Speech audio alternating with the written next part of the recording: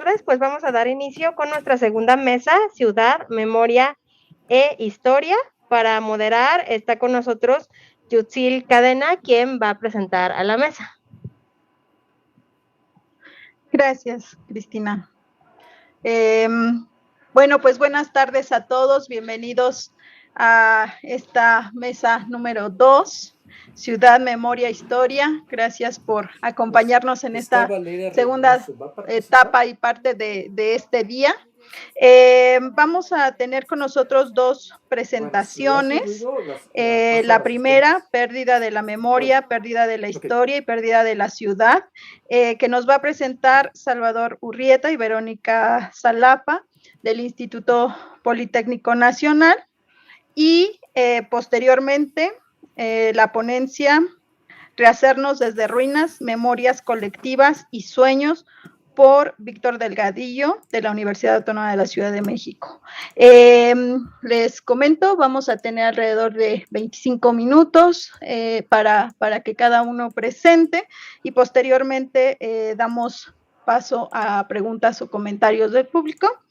Entonces iniciamos. Les voy a leer brevemente una semblanza de los presentadores. Salvador Urrieta es ingeniero, arquitecto por el Instituto Politécnico Nacional, maestro y doctor en urbanismo por la Universidad de París Octavo y el Instituto Francés de Urbanismo.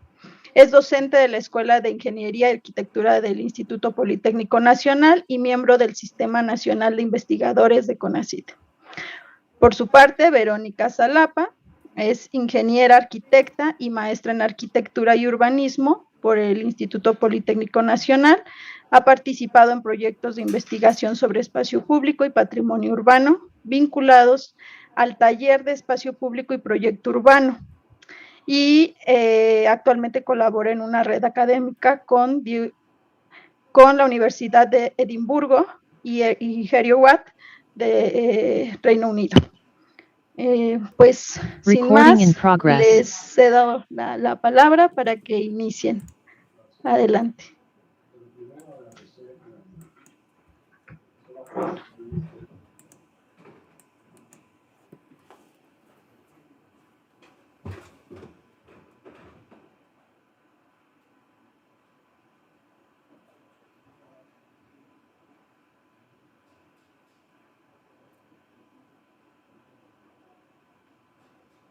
Estaba apagado el micrófono, perdón.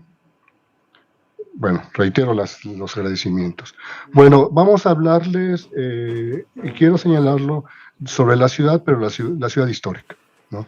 Y en este caso me voy a referir mayoritariamente a la Ciudad de México, que, bueno, tiene su historia, ¿no?, la cual no voy a trazar. Y bueno, como parte constitutiva de la ciudad histórica, tenemos la memoria y la historia. Sin esto, bueno, pues no logramos tener la idea de la ciudad histórica. Y aquí hay algunos principios que tienen que ver con lo que yo considero dos lógicas que se refieren a la relación que hay entre la ciudad histórica. En el caso de México yo hablaría de la ciudad incluso que llega hasta mediados del siglo XX, ¿no? Y la ciudad otra, la que después yo denomino la de la urbanización incontinente, que empieza a crecer exponencialmente por ahí del 1940 hasta agotar sobre todo el suelo urbano, ¿no?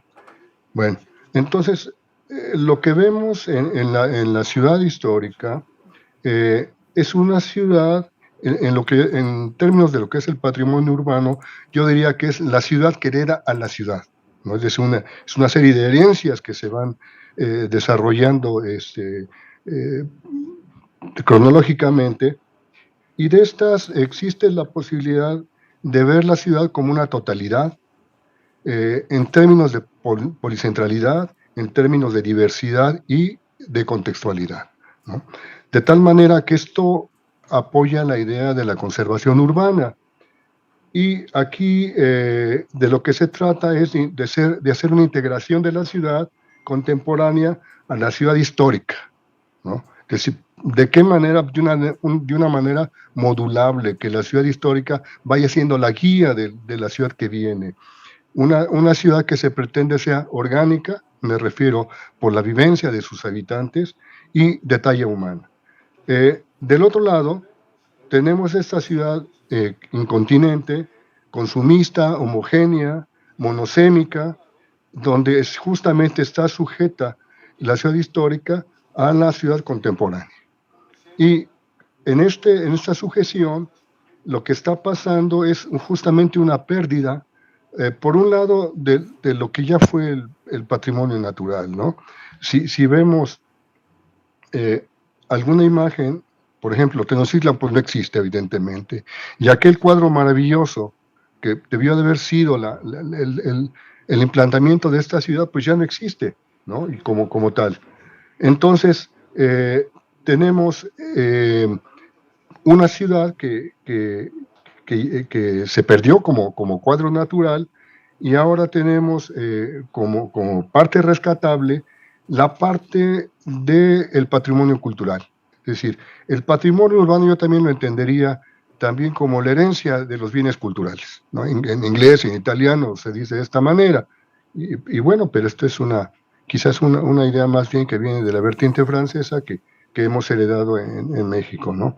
Entonces, se pierde la herencia cultural, con esto el patrimonio construido, que es a lo que le dan mayor peso, el patrimonio social y el patrimonio histórico, ¿no?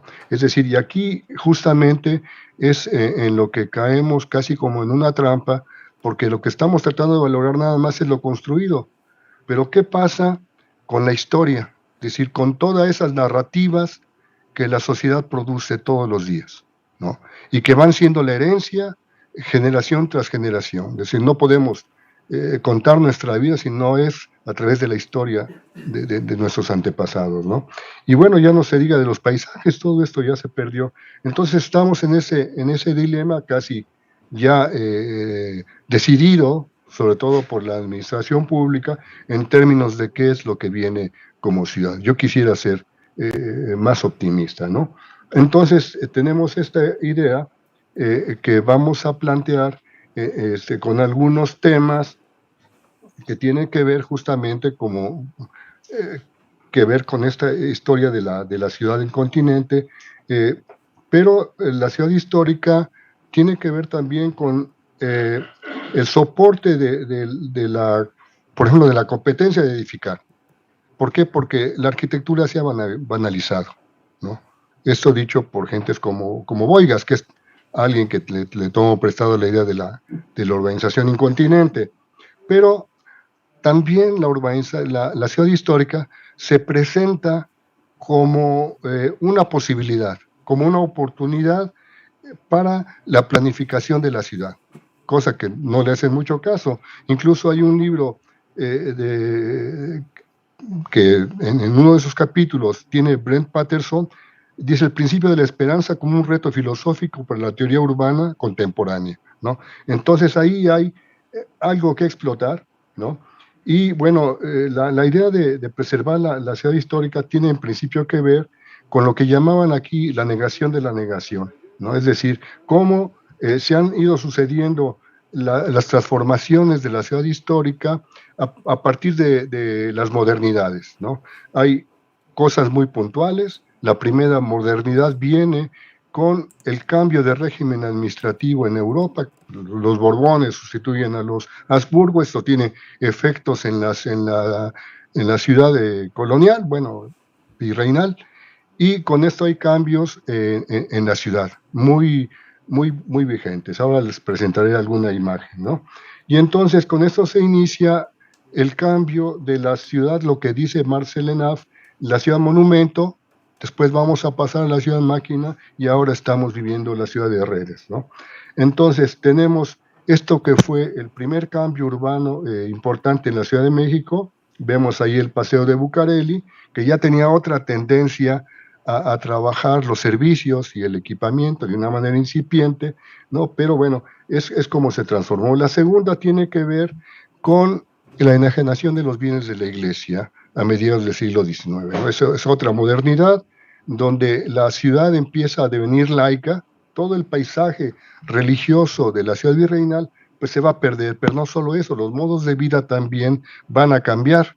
Es decir, toda esa tradición de la vida cotidiana regida por la iglesia a través de las parroquias, las congregaciones, todo eso va a cambiar con esto, ¿no? Y bueno, ya a mediados del siglo XX empieza la transformación de la ciudad, ¿no? Aquí vemos lo que es en una imagen la parroquia de San Cosme, vemos la demolición del acueducto y aquí cómo está ya esto, ¿no? Y bueno, después viene la ciudad ya del siglo XIX.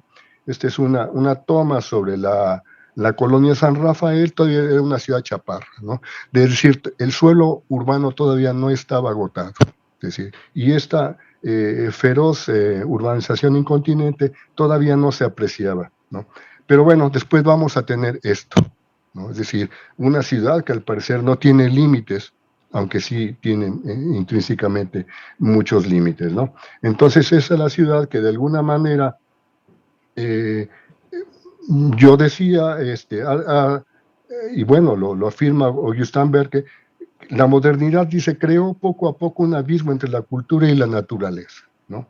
Y es cierto, se banalizan los monumentos y lo que es importante con esta nueva ciudad, se desmaterializa la ciudad, se desterritorializa la ciudad, ¿no? Es decir, eso que Berke decía que el hombre es un ser geográfico, pues se pierde, ¿no? Entonces estamos viviendo otros momentos con la erosión del localismo, del cual nos hablaba Weber, y bueno, Alberto Magnani, que es un territorialista, pero que funda su visión del territorio basado en el lugar, es decir, la parte local, pues nos ofrece pues una ciudad, una visión de la ciudad contemporánea bastante crítica, ¿no? Y bueno, esto, lo que podemos ver entonces es una posibilidad, abrir una posibilidad de la ciudad a partir de la ciudad local. Y es en esto donde vamos a ir revisando algo que diré ya de manera muy breve, que son algunos de los temas que están ligados a esto, que es la desconexión de la planificación con la conservación urbana. Es decir, por ejemplo, entre la legislación urbana y la legislación patrimonial hay una fuerte ruptura. Ya no se diga, como se decía esta mañana, entre lo que puede ser el urbanismo científico, vamos a decir, y el urbanismo normativo, ¿no? Donde las reglas, las normas se aplican, aunque no sepamos ni por qué, ¿no? Entonces, viene esta relación inconexa y lo que tenemos entonces en relación a lo que llaman patrimonio urbano, pues es una pérdida sistemática, ¿no? Entonces, tenemos una lógica centralista del Estado y, bueno, un demérito en la calidad de vida de los habitantes, ¿no? Se dan expulsiones, etcétera, etcétera, y todo a partir de una voluntad capitalista para permitir una función de alta rentabilidad. Esto dicho por François Thomas. Y bueno, aquí, bueno, le voy a dar la palabra a Verónica para que nos hable de la cuestión, un tema central, que es la cuestión del turismo.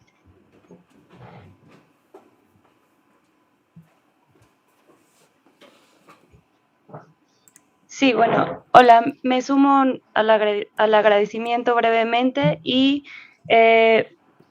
continuando con esta parte en torno al urbicidio, planteamos un tema en el cual nos indagamos en torno a las lógicas para la conservación urbana y proponemos como dos caminos, la vida cotidiana local o el turismo. Y bueno, comenzamos con esta interrogante que nos dice de dónde vienen los recursos que se destinan para tales fines. Esto de modo que nos posicionamos en el punto de entender y de manifestar que el patrimonio necesita ser preservado, ¿no? Y financiado para estos fines.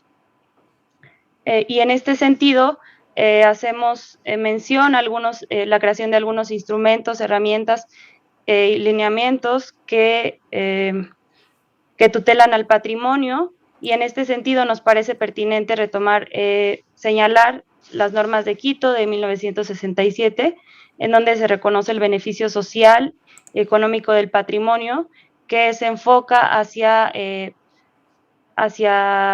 el beneficio propiamente de los habitantes locales. Entonces, a partir de esto nos surgen otras interrogantes, como ¿a quién beneficia el turismo? ¿El turismo para qué y para quién? ¿Es el turismo la vía de desarrollo, progreso y crecimiento económico de las ciudades históricas? Y bueno, partiendo de esto, encontramos estas posibilidades. Una de ellas es el turismo depredador, el turismo salvaje, en el cual el valor de uso se enfrenta al valor de cambio, y esto relacionado a los efectos perversos que ya mencionaba Xoe hace algunas décadas, y básicamente nos habla de la expulsión de habitantes y la difuminación identitaria y banalizaciones, entre otros autores. También aquí el doctor Delgadillo también hace mención a este tema. Y por el otro lado, tenemos el turismo responsable, ¿no? El turismo que se apega un poco más como a la parte institucional, proveniente del ICOMOS, esta institución auspiciada por la UNESCO, en donde los habitantes son considerados como anfitriones, quienes son motivados para cuidar y mantener el patrimonio y sus tradiciones. Sin embargo, también tenemos otra posibilidad en torno al turismo, y es aquella de los visitantes forzados o la escolarización patrimonial excesiva, el turismo estacional, que eventualmente nos llevará a una teatralización en tanto identidad y prácticas culturales de los habitantes y la localidad en cuestión. Entonces, de alguna forma esto se relaciona a una connotación negativa de la práctica del turismo, ¿no? Como parte de estas dos propuestas, el turismo depredador, intentamos mostrarlo de esta manera gráfica. Tenemos aquí Janitzio en Michoacán, probablemente varios de ustedes ya lo han visitado, y bueno, es un sitio en el que se observa la presencia de turistas en exceso. Podemos observar del lado izquierdo el panteón lleno de turistas más que de locales, e incluso los turistas invadiendo y pisando las tumbas de los difuntos, ¿no? de los locales. Entonces, por otro lado, tenemos otra plaza que igual se observa llena de turistas, y bueno, esto es un poco de esos efectos perversos en donde empieza a verse en peligro lo local. En este sentido, nosotros nos pronunciamos un poco como nos decantamos hacia aquel turismo responsable, en donde los habitantes tengan este beneficio económico y no sean solamente una fuente económica a partir del patrimonio con el que ellos cuentan. Aquí podemos observar, tratamos igualmente de ilustrar en la ciudad de Morelia una práctica un tanto distinta, y bueno, también un poco enfocada a lo que algunos otros autores han mencionado sobre esta ciudad y el turismo responsable. Aquí podemos ver una fotografía al interior del Palacio Clavijero, en donde sí es cierto que hay presencia de turismo. Sin embargo, los efectos se observan diferentes que en los sitios ya referidos anteriormente. Y esta imagen nos parece interesante, puesto que se observa la participación ciudadana en este tipo de adornos en el marco del Día de Muertos, ¿no? Entonces, tratando como de ofrecer un poco de sus tradiciones y de su participación hacia el exterior sin caer en esa teatralización propiamente. Este es en la ciudad de Zamora, Michoacán. por último, quería un poco la idea de por dónde, ¿no? Entonces, volvemos a la idea de lo local, ¿no? Y aquí ponemos frente a frente lo que podría ser el proyecto de ciudad frente al proyecto urbano, que tienen dos escalas diferentes, pero que eventualmente pueden ser complementarias. Entonces, tenemos la posibilidad, de hacerlo real, que a partir de proyectos urbanos, donde hubiera evidentemente la participación ciudadana, que entonces a partir de esos proyectos urbanos se fuera organizando la ciudad de otra manera. Es decir, la ciudadanía puede también ayudar a construir el territorio. Es decir, estamos pensando del monumento al territorio y viceversa, ¿no? Es decir, ya no es nada más ver los monumentos a partir de eso, del patrimonio, como a partir de los monumentos, sino también a través del territorio, ¿no? Entonces estamos ligando una idea de patrimonio mucho más ancha. Entonces, la idea es, primero, los proyectos urbanos. Y otra cosa también es valorar aquellas áreas de la ciudad que no tienen esta constitución edilicia de los edificios principalísimos, monumentos, sino que tienen lo que llaman una arquitectura menor, aunque a alguna gente no le gusta el término, ¿no? Es una arquitectura meramente contextualista, pero que tiene también un valor, porque también ahí en esas colonias hay historias, evidentemente, ¿no? Unas historias que van trascendiendo en la población, en los habitantes, y entonces nos parece muy importante subrayar ese patrimonio social, ese patrimonio histórico, sin el cual, bueno, pues la ciudad quedaría totalmente huérfana, ¿no? Y bueno, nada más a modo de ejemplo, tenemos proyectos locales. Esto pasa en la ciudad de Nantes, un proyecto local muy importante a partir de un trabajo muy cuidadoso, lote por lote, y en el cual después se llegan a cuestiones como estas, ¿no? Una integración de la ciudad anterior o tradicional o histórica con la ciudad moderna. Entonces tenemos como resultado esto, que es realmente una integración. Es decir, se vive en la modernidad, incluso en esta colonia se trabaja, en este barrio se trabaja la innovación tecnológica, ¿no? De manera muy acelerada. Entonces tenemos innovaciones arquitectónicas muy modernas, pero que no tratan de ser también amables con la ciudad que nos recibe, ¿no? Entonces estamos hablando de otra cosa. En cambio, en el triste caso de la colonia San Rafael que yo estudié, bueno, pues vemos esto, la destrucción sistemática del patrimonio. Aquí vemos la hacienda del Cebollón, donde se origina la colonia, el barrio, y que, bueno, está en proceso de pérdida, ¿no? Otras dos imágenes simplemente es la pérdida ya de un edificio importante, ya en proceso de desaparición, ¿no? Y eso es lo que tenemos. ¿Por qué? Porque no hay proyecto. En esta colonia no hay ningún proyecto local que ampare una idea de qué proteger, ¿no? Entonces los vecinos pues están flotando, no hay una solidaridad en cuanto a la permanencia del valor patrimonial construido. Yo lo dejaré aquí por cuestiones de tiempo. Estoy a sus órdenes por alguna pregunta. Gracias.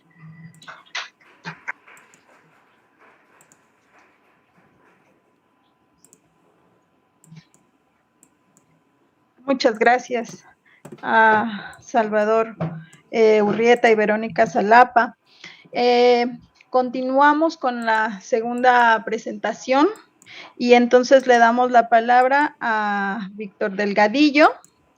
Les leo rápidamente su semblanza. Él es doctor en urbanismo por la Universidad Nacional Autónoma de México, es urbanista también por la Universidad de Stuttgart de Alemania, arquitecto por la Universidad Autónoma de Puebla y es investigador nacional nivel 2 de CONACYT. Es profesor de la Facultad de Humanidades y Ciencias Sociales de la Universidad Autónoma de la Ciudad de México. Adelante, por favor. Gracias.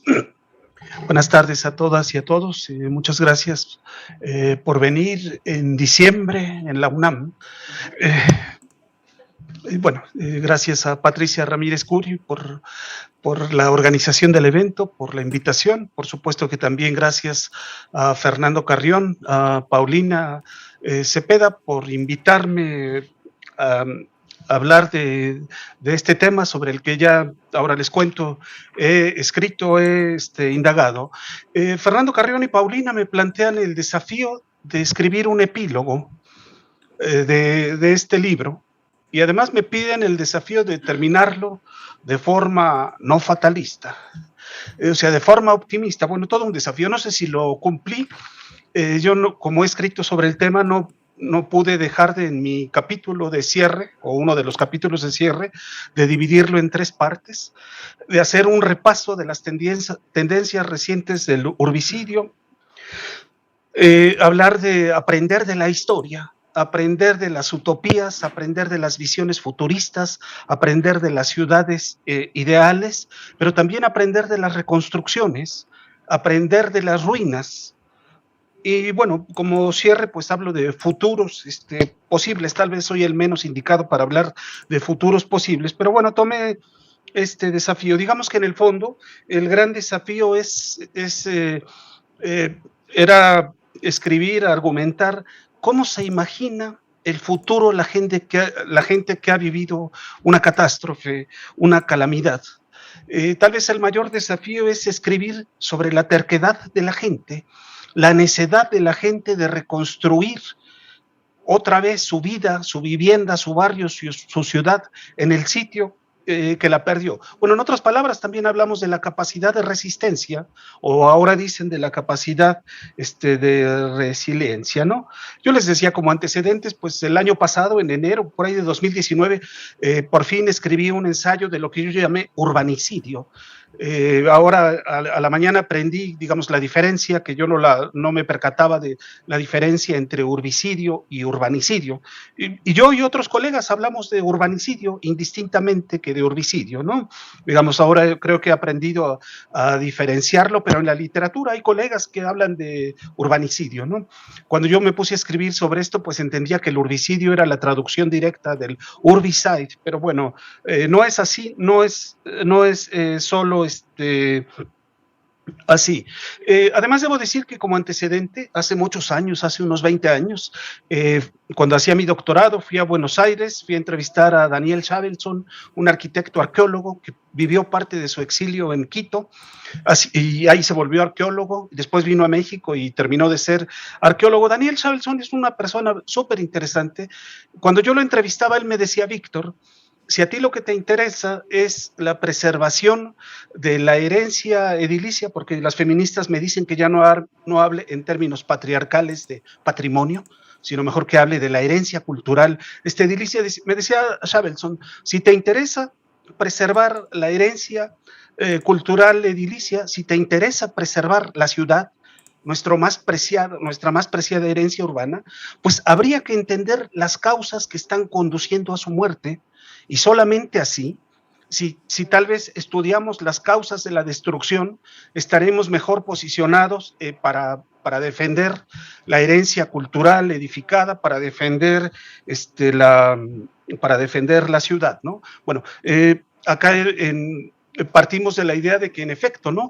En el siglo XXI, pero desde hace décadas, cada vez se están erosionando las condiciones que hacían caracterizar a la ciudad por lo que era, ¿no? La ciudad de ahora ya no reúne, la ciudad ya no integra, ya no relaciona. ¿Qué es lo que está conduciendo a esto? Bueno, cuando hablo de ciudades, yo no puedo dejar de hablar de la vida de las personas, particularmente de las que uno quiere mucho. Digamos, acá creo que también lo puse en el epílogo. La vida de las personas es corta, es muy corta. En cambio, la vida de las ciudades, pues, es mucho más larga, y por eso solemos considerar a las ciudades como sempiternas, pero las ciudades no son sempiternas. Yo creo que esta es la principal función de las ruinas. Las ruinas nos recuerdan que las ciudades, las civilizaciones, a la larga perecen, pero también con esta imagen me permite también señalar que la obra académica, la obra humana, como también son las ciudades una obra humana, bueno, nos trascienden el tiempo. Bueno, no son sempiternos, seguramente no, pero trascienden el tiempo. Yo que hace muchas décadas trabajo el tema de la herencia cultural edilicia, pues para mí esto es la herencia cultural edilicia, es continuidad. es preservar lo mejor del pasado para el futuro. Yo en este sentido siempre he entendido, me voy a permitir decirlo, siempre he entendido el patrimonio urbano como una construcción de futuro. Por eso hablamos de defender el pasado, no para nosotros, por eso se habla de darlo a las generaciones del futuro. Bueno, brevemente, el epílogo lo divido en 3 partes. Ya se habló en la mañana, se va a hablar mañana de las tendencias recientes del urbicidio. Bueno, pues tenemos la muerte de la ciudad en dos formas, ¿no? La muerte física, pues alude o las causas son económicas, sociales, políticas, pero capaz que en el siglo XXI, en el siglo de la urbanización, ya sabemos que como más de la mitad de la población vive así, entre comillas, en ciudades, capaz que en el siglo XXI asistimos más a la muerte de la ciudad, pero digamos a la muerte simbólica, a la erosión de las condiciones materiales que justamente permitían la diversidad socioeconómica, la heterogeneidad cultural, la mezcla de usos del suelo. Esto ya lo tenemos desde el siglo pasado, ¿no? Un urbanismo insular que fragmenta, un urbanismo que segmenta, que zonifica, que divide, que ya no integra. Ya en la ponencia anterior también ya se ha hablado de la parquetematización de los centros históricos. A la mañana Fernando Carrión ya nos hablaba del vaciamiento de los centros históricos. Es bien interesante porque yo creo que hace como 20 y pocos años, François Chouay, en su libro Por una antropología del espacio, ya tenía un capítulo que se llama El reino de lo urbano y la muerte de la ciudad. Y aunque François Chouay estaba hablando de la ciudad europea, pues daba cuenta de que ya no se producía ciudad, sino que lo que se hacía era producir urbanización. Y François Chouay identificaba que como los últimos reductos de ciudad estaban en centros históricos que paradójicamente estaban siendo turistificados, parquetematizados, ¿no? Bueno, vivimos en una época en donde la lógica capitalista constantemente hace obsoletas edificaciones para, digamos, hay contenedores que se quedan sin contenido y sufren transformaciones. Vivimos en una época de guerras, de desastres. Además, las guerras y los desastres muchas veces son vistos como grandes negocios inmobiliarios. Tengo presente el caso de Detroit, después de Katrina, cómo es que se reconstruye Detroit y se gentrifica y se aprovecha para expulsar a la población indeseable en el barrio de Bywaters. Pero, por ejemplo, también Raquel Rolnick en su libro La guerra de los lugares da cuenta de cómo después del tsunami en algunas islas de Indonesia se reconvirtieron en territorios paradisíacos para los turistas, mientras que el riesgo se aprovechó para expulsar a los residentes. Por supuesto que se ha hablado y se habla en este libro de la destrucción creativa. Hay muchos de estos edificios. Esta ciudad vive un enorme despilfarro urbano. En el centro histórico y en los barrios centrales, ya mostraban imágenes hace un momento, no es un edificio, no son 10. Yo me atrevería a decir que son centenas de edificios que se caen y en muchos casos detrás de esto prevalece la lógica de la destrucción creativa, porque en algunos de estos casos estorban esos edificios. Bueno, la otra cara de la destrucción creativa pues es la obsolescencia programada, ¿no? Tenemos una enorme cantidad de artefactos que ya tienen una vida útil de un par de décadas. Este ejemplo de urbanismo perecedero, pues México está lleno de eso. Yo creo que en 13 años se han de haber producido más de 9 millones de viviendas sociales, pero de una calidad miserable. Y así es de que cuando la gente termine de pagar sus créditos, pues va a tener que contratar otro crédito para reconstruir esas viviendas, porque ya van a estar inservibles. Y tal vez algo que tenemos más recientemente es la construcción por la construcción, digamos, la financiarización de la arquitectura, del desarrollo urbano, de construir artefactos que en función de activos financieros que se venden en mercados financieros globales. Acá a muchos no les importa si se usan o no se usan esos espacios habitados, si se alquilan, si se venden, porque la lógica de construcción es amparar activos financieros que se cotizan en bolsa de valores. Bueno, en el segundo apartado, brevemente, hablo de hay que aprender de la historia. me puse a repasar mis libros de la ciudad ideal, de las utopías. Bien interesante que quienes han estudiado esto claramente nos dicen hay que diferenciar las ciudades ideales de las utopías. Dicen las ciudades ideales pues son reaccionarias, son conservadoras, porque solamente quieren perfeccionar lo que existe, y a menudo quienes diseñan ciudades ideales pues lo hacen en función del poder, ¿no? Digamos, quienes producen utopías, ciudades ideales, no son sujetos despolitizados, neutros, ¿no? Son sujetos con una postura ideológica o con un patrón, ¿no?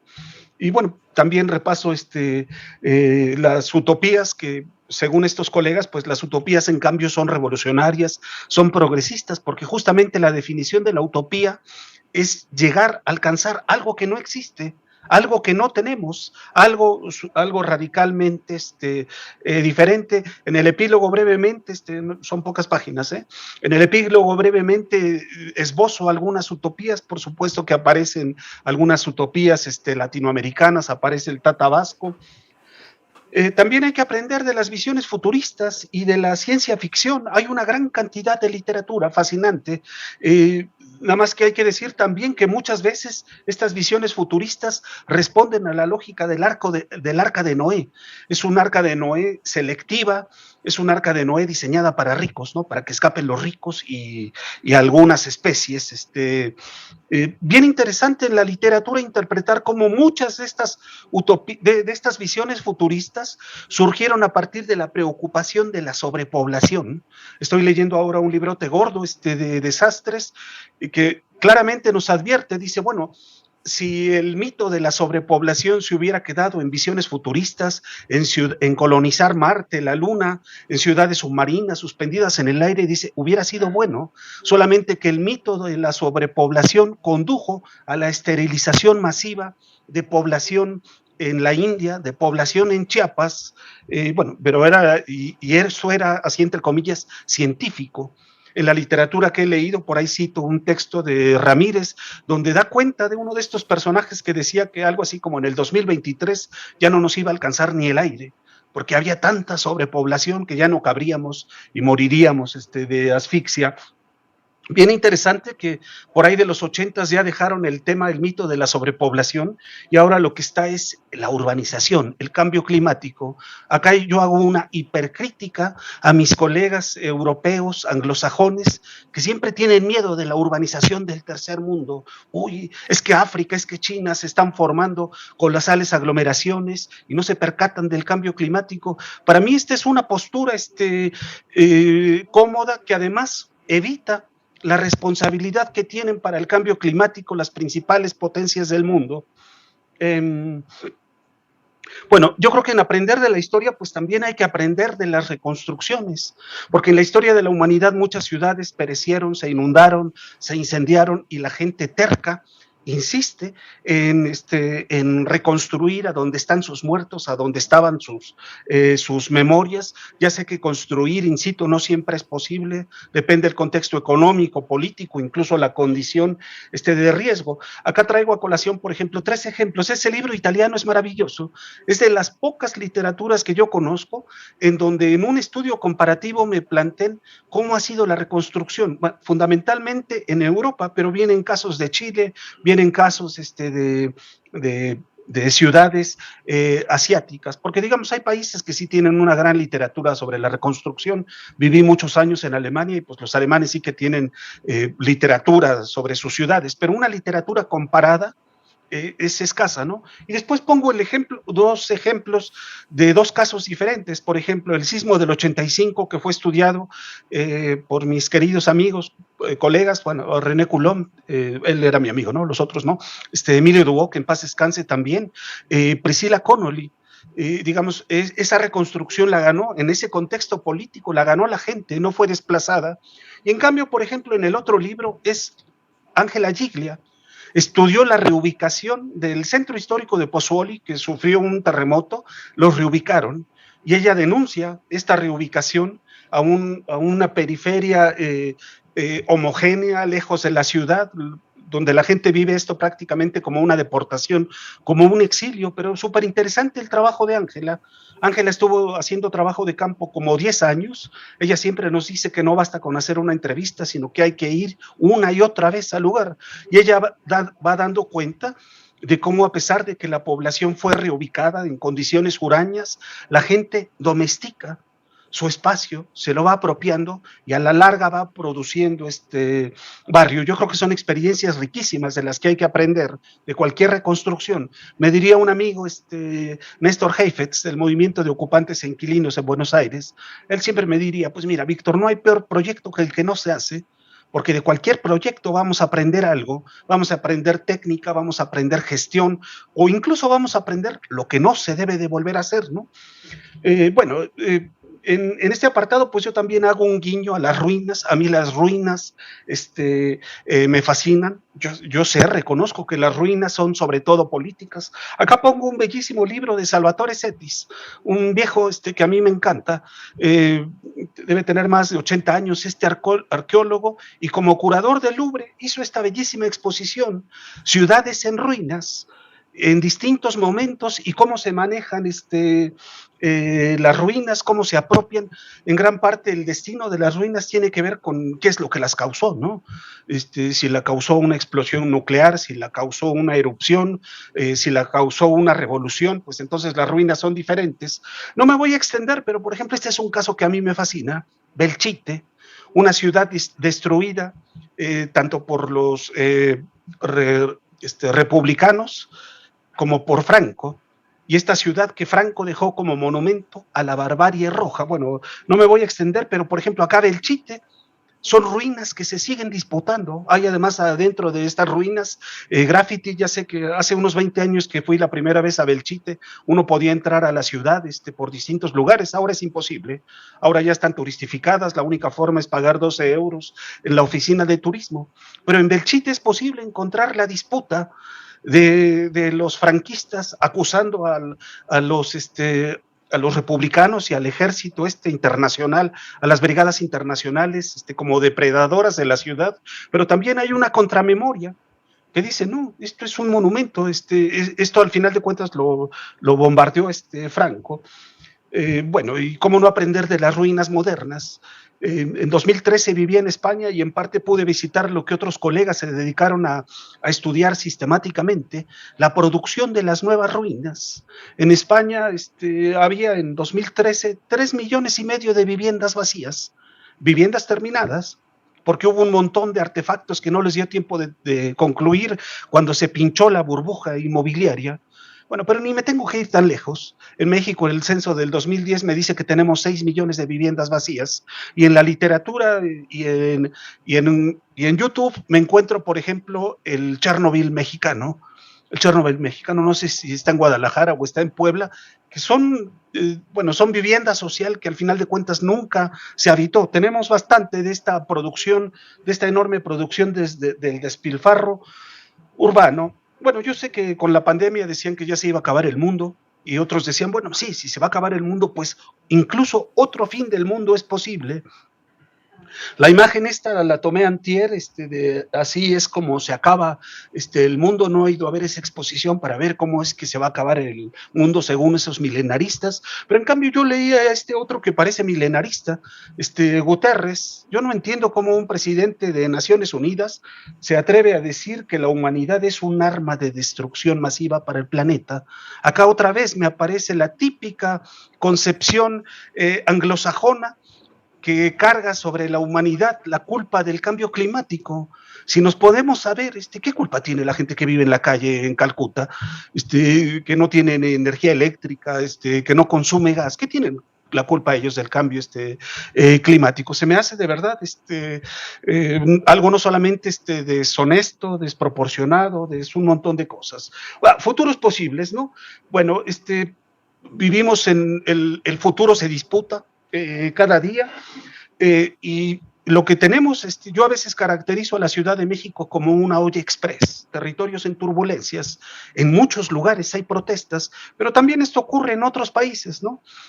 Yo sé que esas turbulencias, esas protestas están desarticuladas, están fragmentadas, no se unifican, pero en varios países, en algunas ciudades, la protesta social se ha asociado con partidos políticos y han accedido al poder.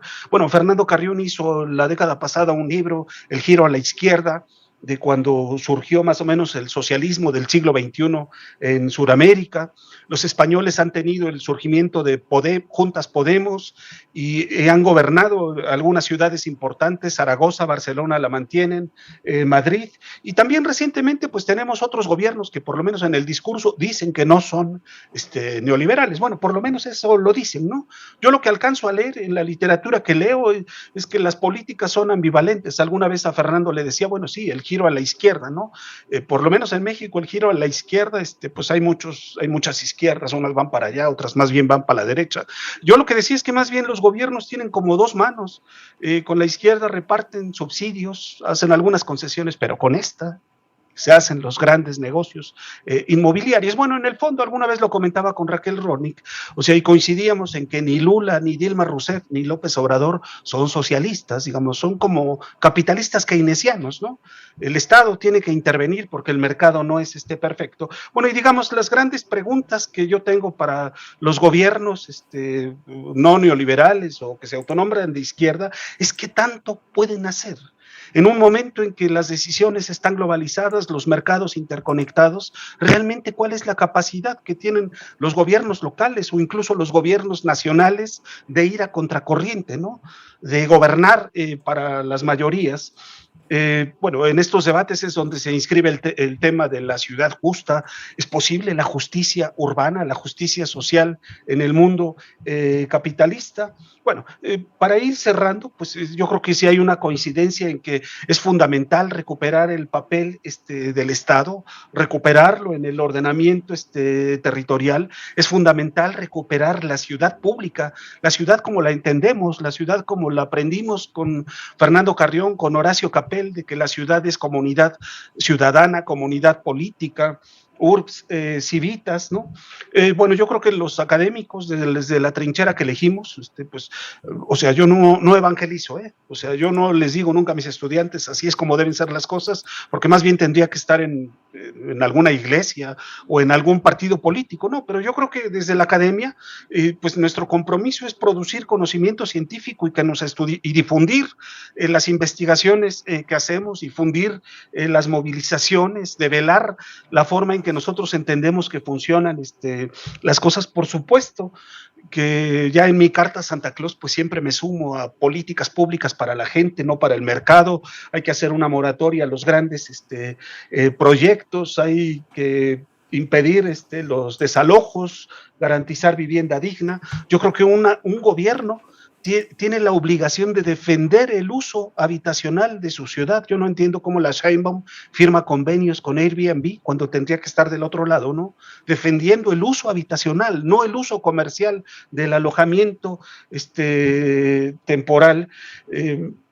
Otro libro, por ejemplo, ahora que está de moda la Smart City, las ciudades inteligentes, este libro sí que es bien neoliberal, está escrito antes de la pandemia. Este personaje ve un futuro halagador por las tecnologías en las telecomunicaciones, la gestión urbana va a ser fascinante. Este personaje nunca se pone a pensar en quién tiene acceso a las telecomunicaciones. Ya en la mañana Fernando decía, pues no hay ciudades idiotas. Pues yo creo que con el concepto de ciudades inteligentes hay que recuperar la inteligencia humana que ha producido la ciudad por siglos. Hay que reivindicar, revalorizar esta experiencia, este conocimiento acumulado. Por supuesto que hay que democratizar el mundo del Internet. En las posturas radicales, a veces yo me pongo de ese lado, le hago mi carta a los Reyes Magos, que es más radical que la de Santa Claus. a veces decimos ya, las ciudades ya no necesitan más construcción. Este enorme despilfarro urbano que estamos produciendo, pues tendría que ser utilizado, ya que tenemos una constitución de vanguardia que habla de la función social de la propiedad, pues habría que ocupar todos estos artefactos que están ociosos. Ya sé que eso no va a pasar, ¿no? Pero esa es una reivindicación. En las cartas a los Reyes Magos que leo, que son más radicales, pues también aparece el tema, hay que regular a los capitales, hay que regular las plataformas digitales, pero no les cobres impuesto, porque si le cobras impuesto ellos se lo transmiten al consumidor o al oferente, ¿no? Porque estos le cobran a los dos. No, la regulación tiene que ser de otra forma, y esta tendría que empezar por acabar con los países capitales. Sí, es una carta a los Reyes Magos, ¿no? Bueno, yo no soy futurólogo.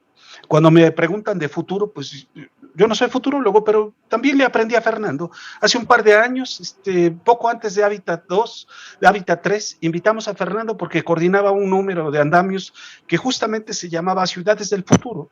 Y me recuerdo muy bien de la charla, la ponencia que dio Fernando. Bueno, las ciudades del futuro se construyen hoy, en el día a día, sí, en efecto, ¿no? O sea, no somos futurólogos, pero la ciudad se disputa. El futuro de la ciudad se disputa diariamente.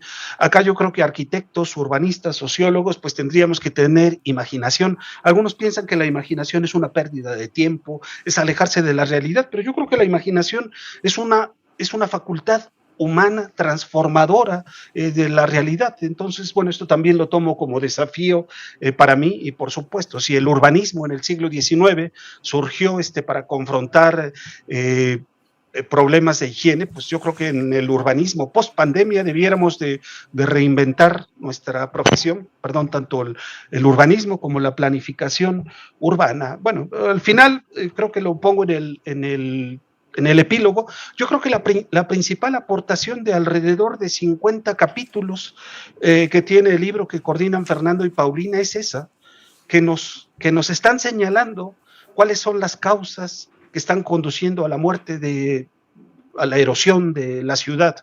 Yo creo que esta es la principal aportación, entender cuáles son las causas que conducen a la muerte simbólica y material para defenderla. Muchas gracias.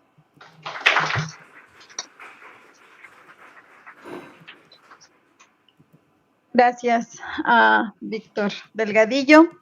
Y bueno, mientras se animan a formular algunos comentarios o preguntas más específicamente para nuestros ponentes, pues voy a aprovechar para hacer algunos comentarios. Creo que han sido muy interesantes las propuestas en el sentido de cómo pensar el urbicidio como un método, ¿no? Nos lleva a pensar la muerte o los aspectos que llevan a la muerte de las ciudades, pero al mismo tiempo, y creo que en eso coinciden las dos presentaciones, nos obliga a pensar cómo mantener la vida, ¿no?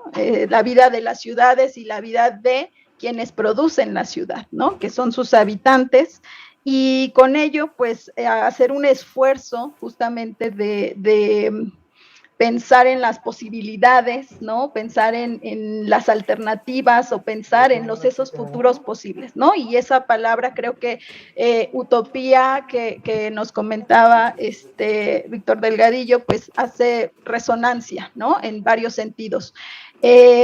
También porque en la primera presentación, digamos, pensar el turismo en estos tiempos de neoliberalismo y globalización nos lleva ya automáticamente a veces pensarlo en términos negativos, ¿no? Como una alternativa. Y justamente lo que nos presentan es esta otra forma de imaginar que es posible pensar el turismo, porque finalmente las ciudades tienen que vivir, ¿no? Tienen que tener, tienen que generar algún tipo de recurso para mantener esa vida, ¿no?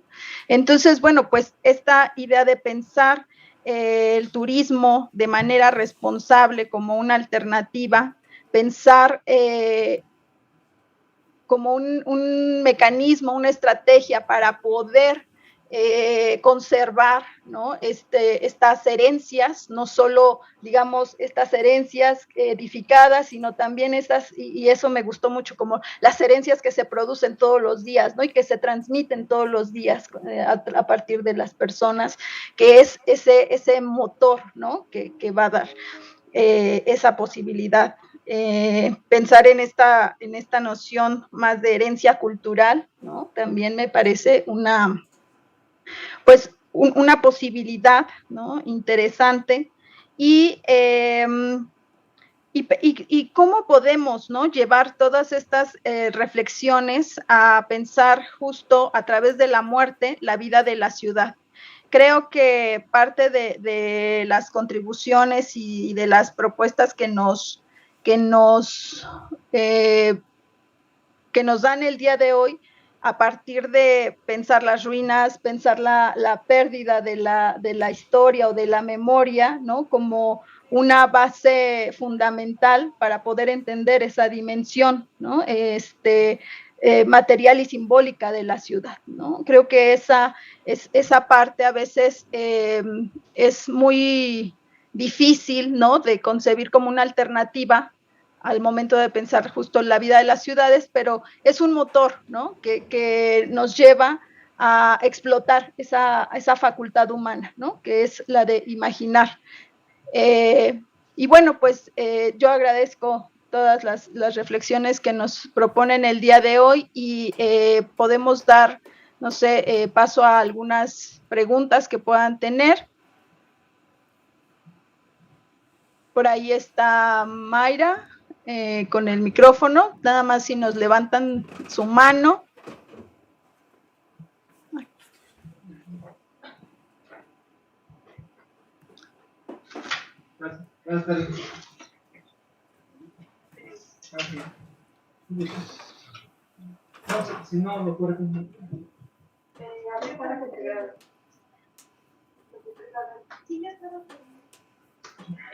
Bueno, hola, mi nombre es Chicoteca. Solo quisiera hacer una pregunta. No sé si sea una reflexión. Bajo la... Gracias. Yo quisiera poner nada más un ejemplo de perder la historia, de perder la memoria, perder la historia. Nada más para ejemplificar, y no sé si me puedan esclarecer un poco esta pregunta. Existen varios pueblos mágicos o con encanto en el Estado de México y creo que también a nivel nacional. En lo personal, a mí me parece que todos estos pueblos sufrieron un proceso de mercantilización donde casi son homogéneos al lugar que vayas a visitar. Y yo pienso que sí, efectivamente, esos pueblos perdieron su memoria, perdieron su historia y perdieron el valor de sus edificaciones que eran como patrimonio, porque la demanda de las personas que son los turistas, ellos únicamente dejan, bueno, yo lo estoy diciendo personalmente, ¿no? Bajo mi percepción, dejan un poco a un lado todo el simbolismo y lo único que parece que se busca es ir a sacar una foto y tal vez demandan mucho bebidas embriagantes, porque en todos los pueblos mágicos parece que es lo que el principal atractivo. Entonces yo quisiera saber, por ejemplo, ustedes que han tratado esto de recuperar la memoria y la historia de estas ciudades, de estos espacios, ¿cuál sería ese rol para recuperar un tanto la historia y la memoria de esos lugares y que se dejen de mercantilizar, si se puede ocupar esta palabra? Gracias. Gracias. ¿Alguien más tiene alguna pregunta aquí? Elvia, por favor.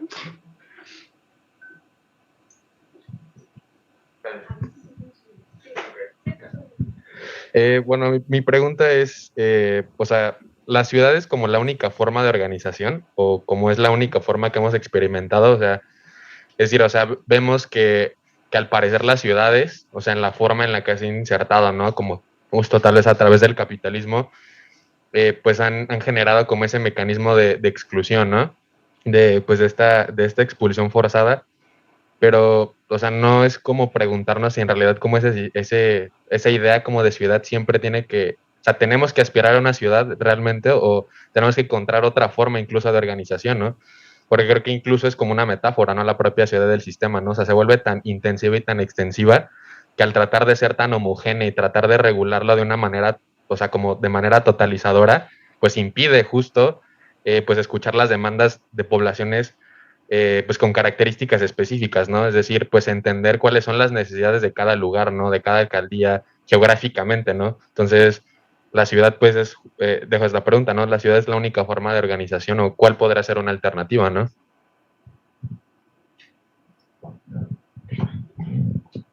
Una tercera más. ¿No? Aquí. Hola, buenas tardes. Solo quisiera preguntar cómo se está entendiendo este concepto de ciudades. Creo que es básica y cómo lo están trabajando. ¿Qué es una ciudad? ¿Cómo se entiende? Gracias. Pues damos paso a las respuestas. ¿Quién quiere comenzar? Bueno, yo diría algo nada más respecto a los pueblos mágicos, y no solamente pueblos, ahora hay barrios mágicos, ¿no? Que a mi forma de ver no son más que etiquetas, con un mismo fin comercial, ¿no? Es una fuente de ingresos, ¿no? Pero que finalmente, como dijo el compañero, van artificializando los lugares, ¿no? Es decir, van perdiendo la naturaleza de los lugares, ¿no? Entonces esto pues, va en perjuicio de la propia localidad, porque justamente van perdiendo todas aquellos matices sociales que le daban una riqueza, ¿no? Porque ahí también se crearon enormes historias de familias, etcétera, etcétera, y que de alguna manera están perdiendo porque pues solo hay un fin ahora, es cómo sacar dinero de un lugar que parece muy atractivo para los turistas, ¿no? Pero pues no es más que una comercialización y artificialización de los lugares, ¿no? En mi forma de ver. Yo complementaría esta parte que justamente retomas el señalamiento en torno a estos llamados efectos perversos que se producen sobre los lugares que como bien lo señalas, se ven envueltos en un fenómeno de banalización y de teatralización en donde se ofrece al turista, al visitante, lo que ellos esperan, ¿no? Entonces, recurren a teatralizar de repente ciertas prácticas o tradiciones que probablemente han sido ya transformadas, sin embargo, como es el atractivo, entonces parten de ahí para ofrecer eso como un espectáculo. Entonces, pues se habla de, como posibilidad a tu pregunta, se habla de poner atención en la gestión de esas ciudades, en la gestión de cómo se está llevando a cabo el turismo y también desde dónde y desde quién se incide en esa gestión, desde especialistas, como hace en la ponencia anterior, de la mesa anterior, también se cuestionaba esta parte, ¿no? ¿Quién hace esas políticas? ¿Quién se ve inmerso en ellas? ¿Quién se ve envuelto en la toma de decisiones? Entonces creo que la gestión es algo muy importante, sin embargo es también algo bastante complejo de llegar a ello por todo lo que implica. Pero bueno, yo creo que podríamos comenzar por como habitantes ser conscientes del valor de nuestras ciudades, de nuestro patrimonio, y a partir de ahí, como bien lo proponíamos, motivarnos a cuidarlos, no solo a explotarlos, sino a mantenerlo, y a partir de ahí, pues obtener ese beneficio bidireccional, ¿no? Eso sería lo que comentaría. Gracias. Bueno, yo me centraré en las dos últimas preguntas. La ciudad no es, según yo, ni tendría por qué ser la única forma de organización social, pero comienzo con la ciudad. Yo me digamos, yo parto de una idea de ciudad que hunde sus raíces en la cultura grecolatina. Digamos, la ciudad es un producto social, es un producto histórico. La ciudad está hecha por seres humanos para vivir bien, para vivir mejor. La ciudad está hecha porque me facilita la vida a mí, a mi familia, pero se las facilita a todos. La ciudad está hecha para congregar, para juntar, para facilitarnos la vida mutuamente. Bueno, la ciudad en la herencia grecolatina es polis. Es la comunidad política que se autogobierna. Ya sé que los griegos eran esclavistas y que las mujeres no eran ciudadanas, pero de ahí viene la idea de que no separaba la política de la ciudad. Digamos, y yo creo que esta idea de polis es retomada después en el derecho a la ciudad de Henry Lefebvre, pero voy para allá. Bueno, los romanos hablaban otro idioma, hablaban latín, y la polis la tradujeron con dos conceptos, con el de civitas o civitas. En este caso la ciudad es la comunidad de ciudadanos. Además los romanos pensaban que la ciudad era parte del proceso civilizatorio y que la gente civilizada vivía en las ciudades, y en cambio los bárbaros vivían en el campo, en la edad de piedra. Bueno, pero quitando esto, yo más bien me adscribo a esta idea de la ciudad como comunidad ciudadana. Pero además, yo soy partidario de que la ciudad es sinónimo de heterogeneidad socioeconómica, de diversidad cultural, de mezcla de usos del suelo. Y yo creo que estas características, se coexisten en el marco de un pacto, social. Con el derecho a la ciudad, yo por eso reivindico el derecho a la ciudad, y también por eso me encanta trabajar las partes más antiguas de la ciudad, que para mí son ciudad. Digamos, yo reivindico el derecho a la ciudad no como el derecho, como una ley que tiene que estar en la Constitución de la Ciudad de México, o como una ley que tienen que consignar los legisladores. El derecho a la ciudad es el derecho de la gente a alojarse a donde quiera, independientemente de ser inquilino o propietario. Alojarse donde quiera, en el campo o en la ciudad, pero alojarse en lugares en donde se disponga de servicios básicos, agua, drenaje, luz, transporte, alojarse en lugares en donde estén cerca los empleos, a donde haya escuelas, donde haya salud. Esta es ciudad para mí, pero sobre todo el derecho a la ciudad es el derecho a participar en la toma de decisiones sobre el presente y el futuro del barrio. Bueno, esta es la idea que yo parto de ciudad. Como usted se dará cuenta, estoy partiendo de una idea más bien teórica, porque yo creo que una de esas ciudades nunca la hemos tenido. En la colonia teníamos la traza urbana para españoles y los arrabales para los indígenas. Después tuvimos la segregación socioespacial. Y después el urbanismo, pues Raquel Rolnick lo dice en uno de sus libros, en su tesis doctoral sobre el marco jurídico en Sao Paulo. Dice, básicamente la ciudad de Sao Paulo era una ciudadela de privilegiados, a donde sí tienen todo, y en cambio pues están los marginados, ¿no? Y están las favelas. Más o menos en este sentido reivindico también lo que Mauricio Merino concibe como espacio público. Mauricio Merino nos dice, retomando a Nora Rabotnikov, y por eso justamente Mauricio Merino dice que la ciudad es el espacio público por excelencia. Bueno, vuelvo a citar a Carrión y a Jordi Borja, ¿no? Digamos, para Nora Rabotnikov, Mauricio Merino, el espacio público es lo que es de interés colectivo, lo que tiene que ser transparente, lo que tiene que ser accesible para todos. Y ellos dicen, pues justamente la ciudad es eso, debería de ser eso, congregar, ser de utilidad pública. Y Mauricio Merino dice, pero yo también Mauricio Merino dice, estoy hablando de una definición teórica del espacio público, porque ese espacio público no lo hemos tenido. Más bien a lo que asistimos es a la corrupción del espacio público, cuando se cierra lo que tiene que ser accesible, cuando se privatiza lo que tiene que ser público, y cuando la información, en lugar de ser pública, se hace a oscuritas y en beneficio de pocos. Eso. Gracias. Yo nada más añadiría de esto de la organización, pues con lo que decía, ¿no? Cómo ir de lo local a lo territorial, y cómo la población hace la división social del espacio, es decir, no las inmobiliarias, sino la propia población, ¿no? Es decir, es otra manera de ver la ciudad, ¿no? en ese sentido. Gracias. Pues tenemos tiempo para si hay otra ronda o alguien quiere preguntar algo más. Voy a dar lectura a una pregunta que hacen a la mesa por la transmisión en YouTube. Y se las leo, a ver si alguno quiere comentar algo.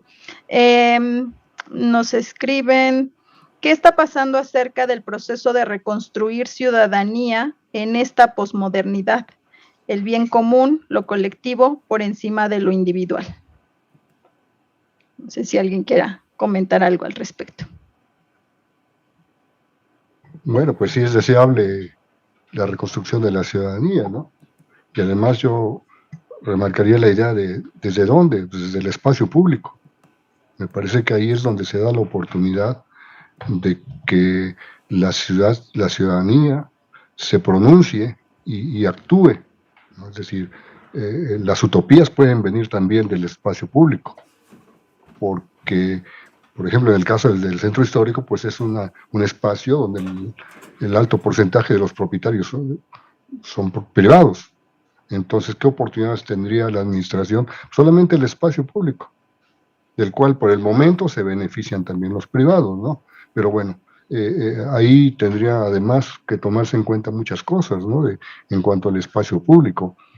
Para empezar, este carácter polisémico, polivalente, y es así como es la ciudad. Por eso Borja hace sinónimo de la ciudad del espacio público, por esa enorme complejidad que tiene. Pero el espacio público hay que vivirlo y hay que reconstruirlo, y con eso también posiblemente reconstruir la ciudadanía. Bueno, yo creo que en esta Ciudad de México del siglo XXI, pues la reconstrucción de ciudadanía viene desde abajo.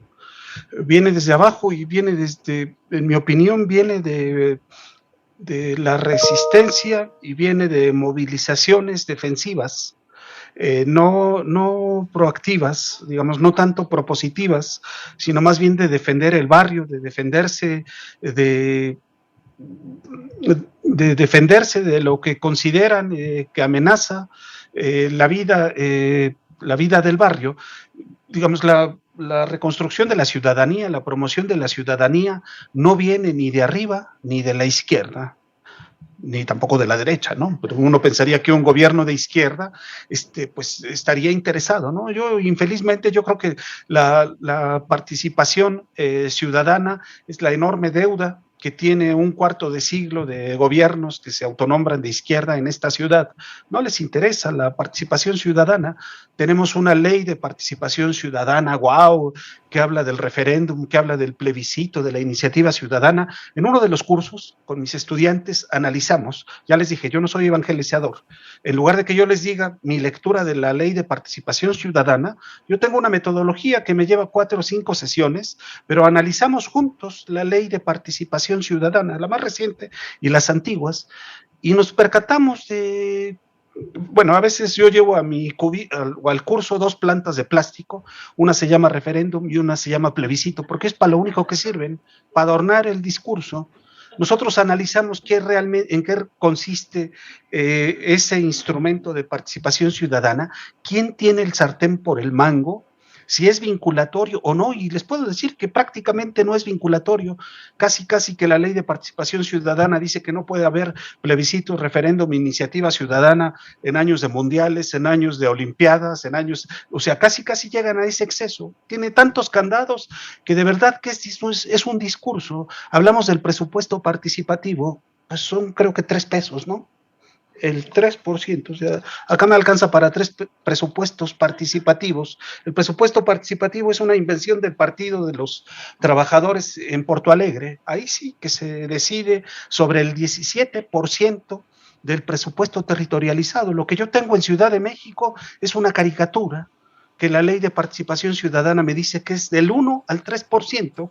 Además, yo creo que los legisladores, estos de izquierda que han consignado la ley de participación ciudadana, bueno, son más descarados y llegaron al grado de ahora ya los consejos ya no se llaman ni vecinales ni ciudadanos, ahora les llaman COPACOS, consejos de participación comunitaria, porque yo creo que en efecto esa ley está diseñada para la gestión, para que sean pedinches, para que vayan de solicitantes como gestores. No es una ley concebida para ciudadanos con derechos y con obligaciones. Bueno, la reconstrucción de ciudadanía no viene de arriba, sino que viene de abajo, pero yo como la veo viene de estratos medios, de estratos sociales. Recientemente, en estos días, viene de los llamados pueblos originarios que están reclamando el proyecto de Programa General de Ordenamiento Territorial.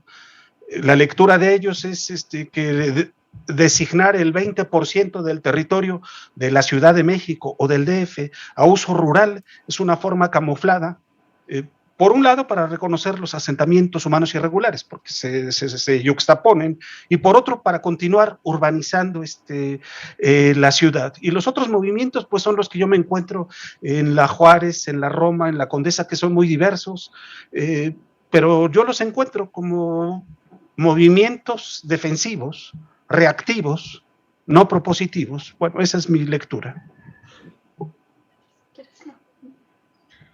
Pues muchas gracias por sus contribuciones para seguir pensando desde esta otra vertiente, ¿no?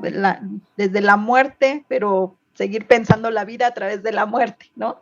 Creo que es una provocación muy interesante, ¿no? En estos días, lo que nos van mostrando cada una de las presentaciones. A veces hay que cambiar, ¿no?, la perspectiva para poder ver otras cosas. Y bueno, pues como lo hicimos también en las mesas anteriores, vamos a terminar esta sesión con una rifa.